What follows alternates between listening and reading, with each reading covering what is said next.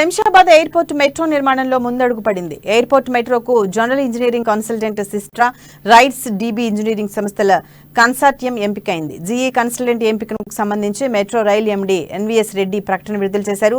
General consultant ఎంపిక కోసం మొత్తం 5 అంతర్జాతీయ కన్సార్టియంలు పోటీ పడ్డాయని తెలిపారు. రాష్ట్ర ఆర్థిక పురపాలక శాఖల ప్రత్యేక ప్రధాన కార్యదర్శులు Ramakrishna Rao, Arvind Kumar, metro rail MD NVS రెడ్డితో పాటు ఏర్పాటైన ఉన్నత స్థాయి కమిటీ వాటిని పరిశీలించింది. 5 కన్సార్టియంల సాంకేతిక సామర్థ్యం, వారి అనుభవం పరిగణలోకి తీసుకుని కన్సార్టియంలను ఎంపిక చేశారు. సిస్ట్రా నేతృత్వంలోని కన్సార్టియంకు అన్ని అర్హతలు ఉండటంతో టెండర్ లభించిందని ఎన్వీఎస్ రెడ్డి తెలిపారు.